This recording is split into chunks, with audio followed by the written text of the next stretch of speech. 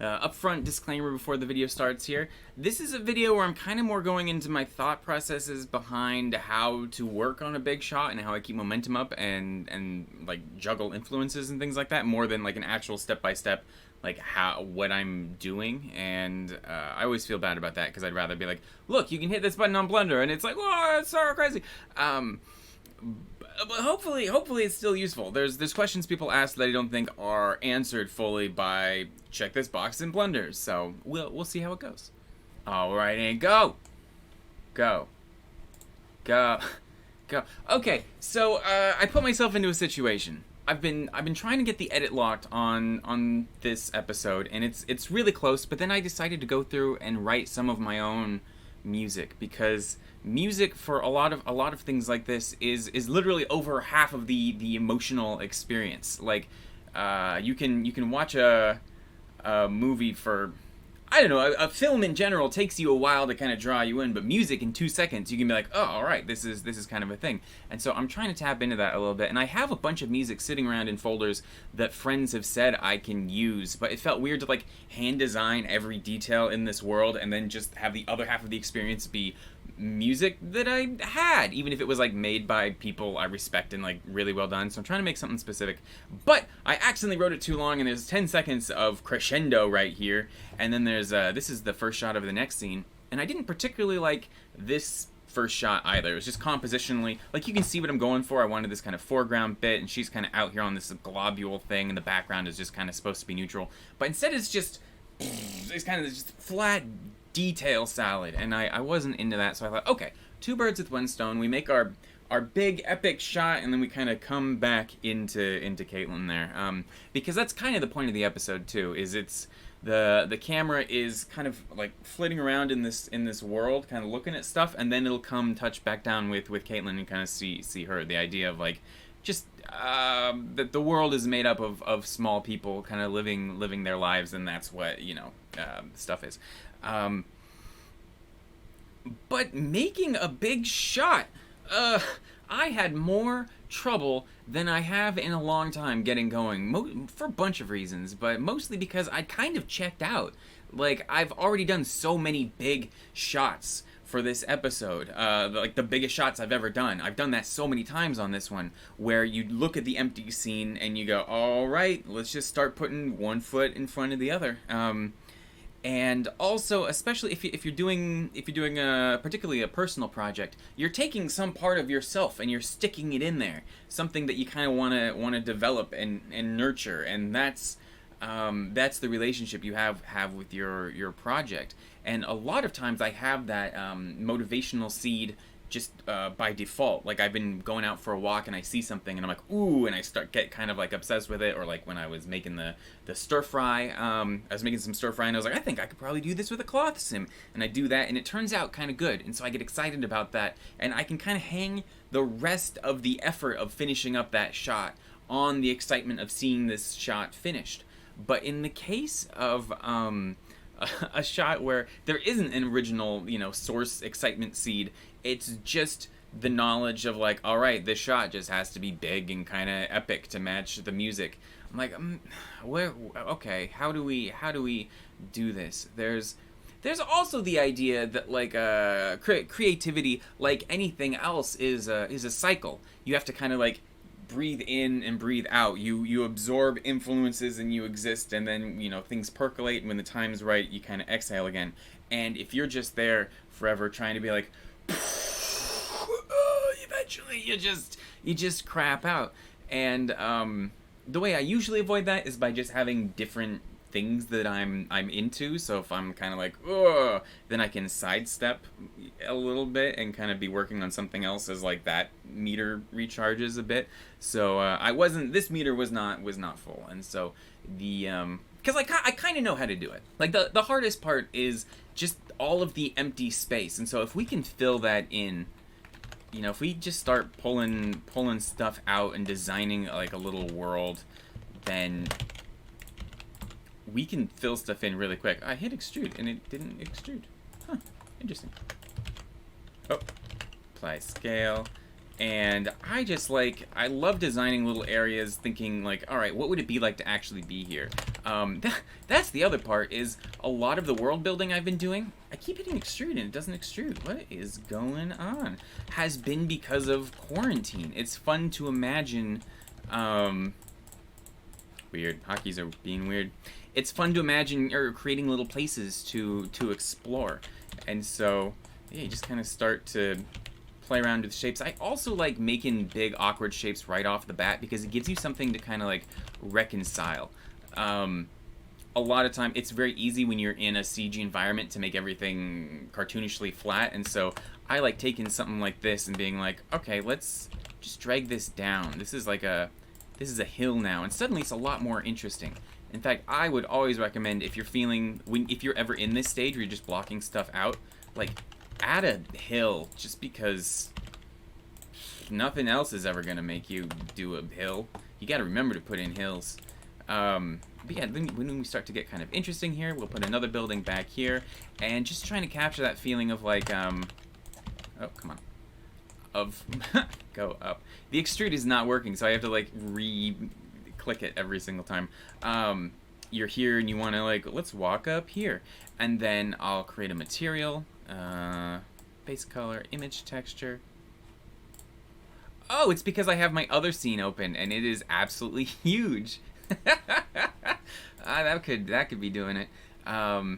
Sure, yeah, we'll do a plaster, and I'll select everything at U, cube projection. If I go into material preview, we can see it's mapped on there like that. And then, so this is a good start, and then a lot of times I'll bring in, like, it's still a little bit overwhelming, so I'll bring in other assets from other projects I've done and start filling things in, and hopefully I will quickly get to a point where I can start refining stuff and making custom bits. There is a danger when you start like this. Like, it's fun to start with the broad strokes, but that means sometimes once you're extruding a thing, I extruded this and suddenly there's a ceiling, and that feels so powerful that when you go in and start making like all the tiny little brackets and things, you're like, oh geez, now this is so slow going. And so what I try to do for every shot is start with like a hero prop, to start with something close up and kind of work my way out so I never have to go back in. But again, another difficulty I've had with this is all environment type stuff. And when I was trying to find like the creative seed for this shot, my brain just kept going to people. It's a dark, cold, wet Seattle January. I haven't seen friends in months. I can't really walk around the city and get inspiration. So all my brain kept trying to think of was like these small little human moments that I wanted to stick in there, which don't really make sense with a big, whoa, epic camera move. We're flying through a city. That's supposed to be kind of like larger scale stuff. So I just well, you can always start with drinking. No, you shouldn't drink, especially not stuff with this much whipped cream on top. This is my own personal invention. It's called an Ian Tasty, and it's like some Kahlua and cream and ice, and then more spray cream with caramel on top. And it's pretty good. That said, okay, so when it comes to your chemical dependencies, coffee can kind of help you think up, down. Booze helps you think left, right. A little bit at the expense of borrowing a little bit of happiness from tomorrow. It's always a little bit of a losing game, but you can sip on your Ian Tasty and look at pictures of Kowloon. Yes, and now 90% of you are rolling your eyes because everybody talks about Kowloon, and that's because it has captured the imagination of people for decades. It was this area of like 6 acres filled with 50,000 people living there. I think it started being developed in the 50s and it was torn down in the early 90s. Yes, I'm literally on the Wikipedia page. And you look at any like cyberpunk property, and the creator or the art team or whoever will always reference Kowloon at some point. It was just this unregulated zone. They don't have sidewalks. They have tunnels, and everywhere you look, it's just like people packed in, figuring out how to live their lives. And it's this very, very dense place. Like, look at this. This is a building that was built. They built another building on it. They ran pipes outside of that. They've got just wads of antennas, and this guy's just kind of found his little zone. And it's just like the level of detail and density, and just like, I mean, you can do this with any photo, but Kowloon's just particularly kind of capture the imagination. Like again, all of these the antennas that she's doing like her homework as a in a flight path. Um, but and look at this, how monochromatic this is with the splash of color. I love that.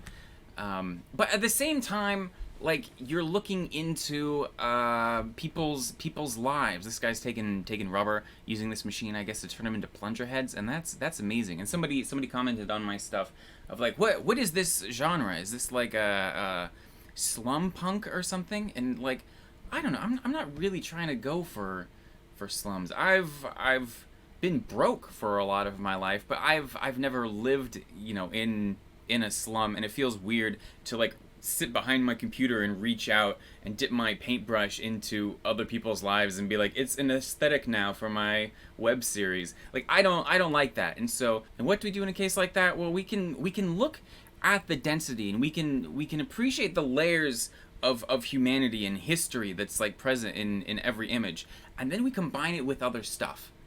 And the combining it is key, because okay, you can take somebody's work and just work really hard to completely recreate it as accurately as you can, and you're going to learn a lot in that process. Even if you're already really good at something, trying to work really hard to like step into somebody else's shoes and figure out their creative process is going to teach you a ton. But at the end, you're still going to mostly have just ripped off the original piece. Whereas, if you rip off two things simultaneously and you alchemize them into something new, suddenly you are an engine which is generating new stuff based off of your past experiences, and you are hopefully bringing your own take into it, even if it's just like, all right, which bits do we use from these two things? You'll notice I try to keep my influences not based in other people's artwork. Like those influences are already going to happen. They're all going to be already going to be really powerful. And so I'm trying to stay as much in real life as I can, and just see what kind of tickles my fancy from real life, because I feel like that helps also keep your stuff a little bit, I don't know, it helps let your creativity grow a little bit more naturally too, than just like going on like DeviantArt or ArtStation or something and just kind of seeing like, hey, I like this. Let's figure out how to do this style. I mean, when I was younger, I mean, even still, like you can see my influences. It's all pretty ham-fisted. Along a very similar vein, we're jumping from like early 90s Hong Kong to early 90s somewhere in Russia. We got Lis Sarfati, who took all of these great pictures of just like the youth living in I don't know what area of Russia, but just like all of these different patterns and styles coming together into this cohesive whole is really, really inspiring to me. Like you look at all of these tiles combined with, look at that, that's the most 90s dress ever. It's so good. And like this coral radiator here, this is a thing. If I ever get a shot that looks like this in anything I make, I will be so happy. I used to go to school here in my dreams. I knew her. No, I didn't, but that just is, oh, it's rich. And this looks so, I see this and I'm like, that's Tarkovsky. And it's like, well, maybe just Tarkovsky lived in Russia. I have no idea. Oh, the combination of just the pipes and this pink, repeating tile, and the way that this wall goes with the bedspread. Like, this looks art designed. And that's where, like, it was taken by a photographer, and she's not just walking around taking random pictures. She is curating the view of her art, and to be like, hey, this kind of looks like a thing. And even that is somebody lives here. This is their bed, and maybe they thought, hey, this kind of golden bedspread would go really well with this wall. Caitlin works as a art director sometimes for music videos, and she will spend weeks building a set. And then people will come in and like take pictures and post them on social media, and everybody's like, "Oh, you're such a good photographer!" And like, even if it is a good photo, Caitlin's, sometimes it's like, "Yeah, I put a lot of effort into making sure that it would look good photographed." Oh, this color temperature! Look, I would never have the balls to do something like this. I don't know if it's the white balance or just the way the film responded, or just the fact that like before all the LED bulbs, color temperatures could get wacky. You had your sodium vapor and your incandescents were warm, and whatever made those weird pink orange street lights everywhere, I kind of miss those a little bit. But like I would never do this, but now I kind of want to. And like this right here, like I've lived in Bellevue. Bellevue is just a bunch of clean rectangles they built because Seattle was full. There are no weird decisions really in Bellevue except for it to be existent in the first place.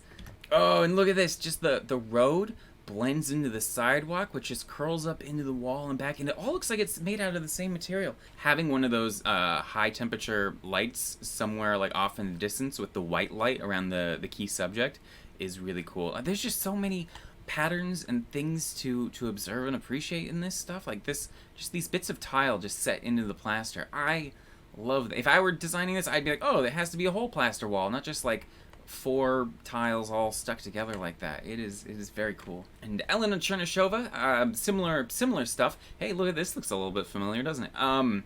She's taking pictures in this town that gets like 2 months of direct darkness, of total darkness every year. And so a lot of her photographs just focus on how do the people live in. Is that Beeple? I think that's Beeple. How do people live in this environment? It's a mining town, so I think these are the buses that all go to the mine from like where everybody lives every day, and it's just absolutely like it feels very dreamlike. It feels just surreal. And again, I know that's like probably half the incredible conditions that this town exists in, and half Elena's. What's that called? That's probably a very art school term for what the artist decides is in the frame and what is outside of the frame. Mise en scene? No, that's not it. Oh, this is so good. Look at this. This is amazing. This is just wild. I wonder if she just stood there waiting. She's like, this is a great shot, but it needs some human interest. And she's like hiding behind a dumpster, and then these people walk through, and she's like, got it. Probably. This is me putting my sister in a washing machine. Look at this wallpaper, though. Oh, a lot of you are too young to remember when wallpaper used to be kick-ass. And honestly, none of that stuff I was speaking to me. Because again, I just wanted to make something small. I didn't feel like I don't know. I was trying to force it really hard, and what I actually ended up finding was I had to go back to the Tears of Steel blog from 2012. And I was remembering the clock tower. So this Rob made this. He basically modeled half of Amsterdam for the movie, and so this is we actually got to go up in the Oudekerk. I'm pronouncing that horribly. Clock tower in the middle of the red light district. There's this very old church with this very tall, cool clock tower, and we got to go up there and take a bunch of reference photos. And then the art team actually recreated a section of it, and Rob modeled it like this, and then we kind of sci-fi'd it up. Look at this. You don't know where it's ending. And so yeah, we got to climb up here, and it was just all of these narrow little levels. And there you get a little old wooden, 500-year-old wooden staircase. You get to climb up to the next one, and you just keep going, and it turns into ladders, and eventually you're just like, I'm on the top of a tower. Very, very exciting. And just the way the bells all fit together, it was just beams and bells and everything all smashed in there. And it was really fun. And it just encapsulated so much that idea of like crawling and exploration and like the stuff that I've been missing the past year, that it captured my imagination. So I thought, okay, well, what else have I been excited about that maybe I haven't used yet? I hadn't used the swarm of birds flocking yet in anything, so I thought, okay, maybe the birds are nesting in the bells, and I can come up with like a physics sim, a Boyd sim of the birds flocking away from like a belfry or something. And so I made this, and it's just a bunch of birds all pouring out of the side of a building. This one I think I'm borrowing a little bit of the burrow from the Weasley's house from Harry Potter. It had that kind of, in fact, so what I wanted was some funky positive and negative space, and once I added in the bells, it actually filled this in, and it kind of felt a little bit too rectangular, so I had to kind of mess with it, and I ended up just kind of like, again, just playing into that whole funky kind of fantasy Harry Potter thing. I just grabbed certain bits and kind of was like, all right, let's have you slope and kind of just keep it from having too many 90-degree angles. And that's kind of a fun thing to do, especially at the end. Once you have everything all square and clean, you can just be like, let's give this roof a dip. Woo! And then it feels a little bit, I don't know, it's really easy to make it feel a little more organic. And I had the birds going, and we have the shot is just following the birds. Now, all right, this is cool. I'll put my little video of Caitlin somewhere down around here, and all I have to do is like fill in the rest of this environment. And that's where I kind of got stuck again, because I can always bring in a bunch of assets from other projects. I've done similar shots to this, so I can just bring it in, but then you're using the same assets over and over, and it starts to feel homogeneous. And I don't know. You've all seen somebody's work who just kind of does the same thing over and over, and it's like, what idea are you exploring? And since the point of the shot is supposed to be like, hey, everywhere you look, there's something to kind of like explore or do. Ideally, it was like that was the energy I was trying to bring to the shot. Just using a bunch of stuff I'd already made didn't do that at all. So I limited my focus. I made it so that the entire shot wasn't my project. It was just this one building here, and then, you know, even in there I would zoom in, and I would just work on these bells right here, and then I would zoom out, and I'd work on this sign. This sign was actually designed by an artist named Cavan. I think he offered to provide some illustrations, and I was like, I could use some neon signs that don't all look like they're designed by me, and so he sent me this fun one for Tim's Limbs. Then of course I had to add pigeons on all of it and moss on all of it, and you can feel what I was desperately trying to do, which is take all of these influences. I got my wads of antennas here, and just try to flow them into something until something kind of caught. And I was trying to make it kind of feel like, you know, it's cantilevered out this way and counterweighted with these signs hanging off the back. I was trying to make it just kind of feel like it's kind of balanced. It's a vertical tower of stuff, and I don't know if it's all that great. It's also a little confusing because if it's gonna be in the beginning of a shot, it kind of is too visually dense to look anything other than important. Like, I feel like it's gonna dominate the shot so much that people are gonna be like, wait, what about that building?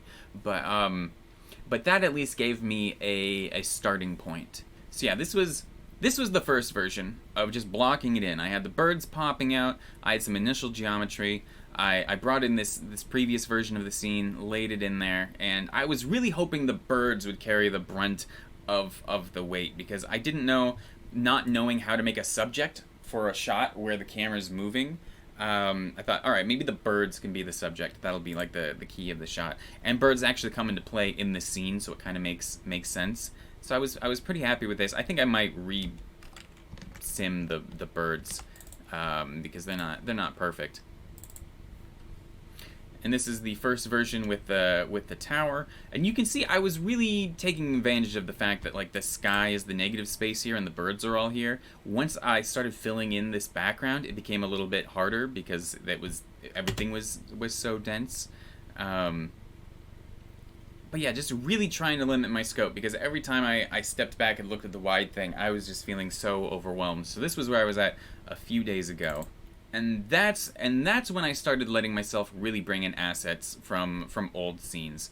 A lot of this stuff was are assets I used in the Dynamo Dream teaser. This is from the magazine here, and just starting to make the stuff that I didn't feel like spending forever building, because then it would have taken forever. I still had this whole area back here, which I knew I wanted to be some sort of like a sidewalk marketplace. Like I wanted it to be a glimpse into a little zone where people could walk around. And the big thing I wanted was this foreground bit is where I wanted to have something specifically humans living. I wanted to have like a view into a bedroom where you could see people sleeping, or actually, one thought I had was it could be a store for fake plastic trees, but it would be closed for ceiling repair because of that one song. I would have thought it was funny. I might still do that. But I'm saving this, and I actually think what I'm going to do when the time comes is take this foreground object and the camera move, bring them into a whole different Blender project. So my entire focus is just that foreground bit, and I'm not worried about everything else going on in the background, and just kind of existing on that rooftop for a while and really making it a thing.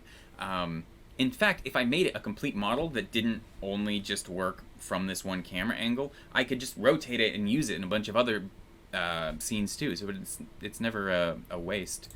And alright, so let's take a look at where it's at now. Here we go. Here's the scene. I've got I put my people back in there too, which was kind of another fun project to try to figure out how to guide them well enough to exist here. It's hard, and there isn't I still don't know of a particular way to control specific people, and so I just had to make sure there was no problem people at any point when the camera was pointing at them, and it worked. It worked out okay. These are some photo scans back here that I got from Sketchfab, and they're really good, but I'm trying not to use them too much. And my fear also is that if I find something and I get it, there's a chance that bunch of other people will find it too, and it'll be one of those like super overused assets that you see everywhere. And so I'm trying to use them as starting points and then deck them out. Like, I love this little corner market cafe place, and so I covered it with my own taco signs and things. And yeah, I put another one of the zip snips down in here, and it renders okay. So this is where it's at now, and there's a lot I like about where it's at. I was able to add some haze just right behind the birds so they still read, and this background area here, actually, like, the lighting reacts with it really well, so it actually feels like you're getting a glimpse into like a real place. I love this foreground stuff whizzing by and like the steam. I think I want to add a lot more of these little atmospheric bits, just because it makes the whole scene feel more volumetric.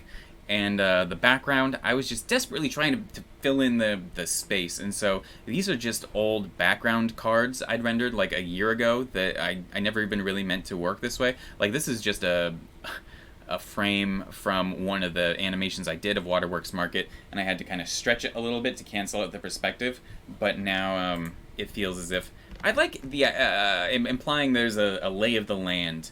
Like, I kind of have a mental map of how the town is laid out. And so having the actual landmarks there makes it feel as if you could navigate. I was out driving around the other day, and there's this big crane in Bremerton, and depending on where you're at, you can always see this crane, and it's like was basically a big compass. And suddenly I was like, oh, I'm on the opposite side, and it gave me such a better sense of space being able to see this landmark everywhere. So I've stuck the Waterworks Market in the back of like 4 different shots, I think. Unfortunately, it's always from this perspective, which is where I guess the line is drawn in terms of my obsession with that sort of thing. But yeah, this is before I added the barbershop and stuff down here, and I'm excited to maybe. This is the part where it kind of gets fun, because all that's left is perfecting things. You can see the limits of, like, there's nothing here, and it's not that I want to add things everywhere, but it's the areas where I just started extruding stuff and leaving kind of ugly areas here. Like, I think I actually want to put in some clean negative spaces. I just want it to be more intentional than this extrudery nonsense right here. Still haven't done anything with this foreground bit. Excited to figure out what that turns into. But now at least I'm excited about the shot and not just like burnt out. And it's fun to kind of, like, I added a bunch of birds kind of back here in a little cage thing. I don't even think you can see it, but it kind of implies, I don't know, as I was working on this building here, I just kept imagining like the different stages of usage of like what it was originally built for and what it's currently being used in, and it's kind of condemned, obviously, because it's covered in all of the moss. I want to come up with something funny for this sign. The fact that you'd have to be have a death wish to update it. That I wanted it to be like, rest in peace, previous sign updater. But I can't figure out what that verbiage or wordage would be. Sign guy. Our sign guy's dead because of this sign that killed him. I don't know. And yeah, I guess we're just going all the way here. So I appended this one foreground object into a whole new project with the camera and the sun going, and I just kind of let this foreground object be my entire world for an afternoon. And I'm glad I did. I am kind of thinking I'm just gonna let this opening shot be really visually dense. Maybe it can be kind of overpowering, and then we kind of like drift back over to where Caitlin's character is hanging out. So I took this and I just started replacing it with other geometry. Okay, let's see here. Yeah. So these guys are some photo scans I bought on Sketchfab that I got specifically because I figured I could really easily mock them up to be a whole bunch of different things. I can shift the hue and have different awnings and stuff there. And it just came with all of these great details already built in that I can shuffle around. And like I got this one, which I absolutely love, but I combined it with a bunch of my own magazines. And I started making these roofs, and I was actually going for kind of a European roof, but as I was assembling them, it got that curve, which apparently I think it reads very like Chinese, Japanese curved tile. It's that same tile shape, but it's just the underlying structure. But I'm not particularly mad at that. So now it's, and I don't know. I like the fact that it's just this scene. It's nice and responsive again, and I get to go kind of nuts adding my little details like these bits of grass growing out of the roof and just dialing everything in a way that would have become a little bit ridiculous if I was still in the main file. And now I get to go through and turn these into my little photo scan dudes. So I did a test render of a few frames just to see how I liked it. And I do like it. I like it kind of passing here in the foreground. It feels a little bit detached from the back, and I'm wondering if I want to create like a walkway here that goes all the way over there. Could also kind of help fill in this area, which is a little bit lackluster. But you can see a lot of what I have left to do is fill in this area right here, which right now the camera's so wide, like ideally we'd only be seeing right here, but we've got a lot of other stuff. And there's a whole scene I've already done where we establish what's below her, but it was always cheats. It was just different. She looks down and like we cut to a specific project file, and then we have something else happens and it's a different project file, and none of them actually made any sense. I had like a side view, top down view, and a close-up, but they were different locations, and so now I have to make all of them gel together in this one mega comp. And so I'm like, whoa, okay, well that might be a little bit intense. I think I do definitely want like just this steam kind of going here. I want some of that coming out there. I don't mind that it's dark down here, and I love this hole. Unfortunately, I had that whole greenhouse thing go. I guess you still see it for a second. Oh, maybe. I guess before the roof. Maybe you'll see it for a bit. Not that I'm trying to show off stuff, but if there's a little zone that exists, it's nice to include it. I did copy and paste it and make this hole here so you can kind of see it down there, because I'm cheating. I think this specular highlight I could be broken up. I think the specular map isn't high contrast enough. You get the same thing there. And I'm kind of flirting with making like a neon sign for either Phil's or Wilbert's just right here, or just like some regular, you know, maybe not neon, but like something ornate that kind of sits on the end here to kind of just break up this boring split screen thing that's going on. I want to get rid of this. I was going to turn this person into a little photo scan dude, but I think I want to get rid of them because I want this to feel like... So originally we're showing her climbing and doing all this stuff and going around in the rooftops, and so she's supposed to feel secluded, and in this shot I'm like, look, here's 100 people walking around, there's stuff happening here, and they can all look over and watch her eating her salad. That's kind of weird. And so I think I want to get rid of him, and maybe I'll even put a wall or something here just to really drive home that she's in her own little zone. Okay, and I just got up and I stayed up way too late last night starting a render. I wanted to be able to hit render and then go to bed knowing that I was going to be getting something decent back. And I kept seeing the first couple frames rendering, and I'd stop it and I'd tweak a thing, and I'd hit render and I'd stop it and I'd tweak a thing. But this is the first version I could drop in an edit and kind of feel okay about it. There's some stuff that's a little bit funky. Like this bit is just kind of a detail salad. It's just it's not compositionally anything. Like here, like I don't know. I like as you watch something, I like having an idea of where the audience would be looking, kind of as the guy who's making the shot. Like here, you're looking here, maybe you're exploring up here a little bit, and then your eyes drift over to here, at which point it's like, whoa, here's this stuff, and now look at this. And once we get to here, I don't know what there is. There isn't even really stuff to look at. This is all just filler. And I guess you could go look over here, but again, there's no people, there's nothing really happening there. You can look at her, but we're only, you know, we've still got like 4 seconds left. And so I just don't like the viewer's attention that unchaperoned, I suppose. But I didn't render this. This was 20 seconds per frame to render on the 3090, which is like, which means I'll probably re-render it again with like a bunch of samples, because I've got a few denoising glimmers going on. A lot of the reason it renders so quickly is, again, because there's just a big open sky, and so it's really easy for the light to get in and out. Oh! Alright, we've got some floating buildings back there. I always like this stage. So what happened is basically I took all of those other project files I was talking about and I dumped them down here. And like this is the background of one shot, and this is the background of another shot, and I'm trying to arrange them all so they work in this scene, but also it doesn't create any big continuity issues. But also just the scaling. I feel like the scaling of the buildings could be a little bit off. I have my little dude and I scale each building until it looks like he kind of fits, but there's still a big margin for error there.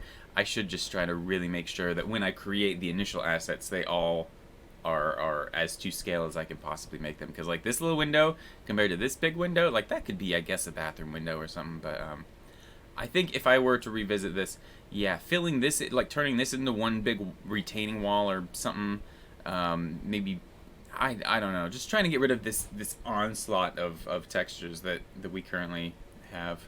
I love these little steam elements, but when you use them in the mist pass, if it's too intense, you start to see like the compression. So these bits here, that's not actually the mist element, that's just the mist pass being confused. Like, do you want to know where the mist is at or the background? It's like the background, please. In fact, there's probably a way to omit the steam from specific passes. I don't know what it is. And I think these birds fly into this wall. Check this out. Ooh. Oh, on the very last frame too. And I think it's at a point where I can kind of review what I like about the shot and what I don't. I like looking up, and I like this reveal into seeing the city beyond. I like that feeling in the shot of like, oh, we're opening up, and the rate at which you kind of do just see things passing by. I think it accomplished that feeling of like, oh, there's a lot to look at, and I like, though it doesn't work as great as a still. I do like that feeling of depth you get when the camera's moving. I guess these do kind of look like flat planes in the background. And I guess to get pretentious, one thing I'm actively trying to do is kind of trigger people's FOMO, their fear of missing out. I want the shot to go so fast that people can't see everything. And that's because, like, film as a medium, I control the time and the rate that everything happens, but also it's on YouTube, so the audience does too. At any point they can pause it and look at stuff or go back, or they can watch the whole thing and then they can go like look at things in more detail if they felt like it. If there's more detail to look at than the audience has time to look at, effectively that's infinite detail because they never reach the detail limit. It's like with ice cream. If you want infinite ice cream, you don't need to conjure an infinite ice cream dimension. You just need more ice cream than you can physically eat, and you still get that experience, that same experience of infinite ice cream, but for $4 instead of having to be a dimensional wizard. Finding little things that I'd never done before was basically the big things that I enjoyed in this. I liked how well this reads as a billboard. I liked covering this building in moss, even though it looks a little bit gunky. This roof here, I like it. It's probably my favorite part of the entire shot. It just feels... it feels very tactile. And just throwing this out there, the degree to which hand modeling tiles will make stuff pop, I wish I'd realized that years ago. Because look at this, you can see all the individual bricks and stuff like that, as opposed to this one where I still did some work, but it's just an image texture. Like you can see I extruded and did some stuff to give it some love, but it just wasn't quite enough. And this back wall is also actual bricks, and it just works so much better than just slapping the image texture on there. And all you have to do is take the image texture and just line up some bricks, and it'll take you maybe like 3 minutes, but then you have an actual wall made of bricks. Same like looking up here like that. If I actually laid out the bricks there, that would look so much better than just this kind of an impressionistic thing. Even if you're using bump maps and stuff, hand placing tiles I think is a very pleasant, efficient use of time if you're going for that level of immersion. This part's kind of whatever. The birds I don't really like. They're kind of like, I wanted a flock of birds, and you can see this is just evenly distributed birds crossing the screen. But at this point, I'm kind of scared to get rid of the sim in case I can't get anything I like that works again.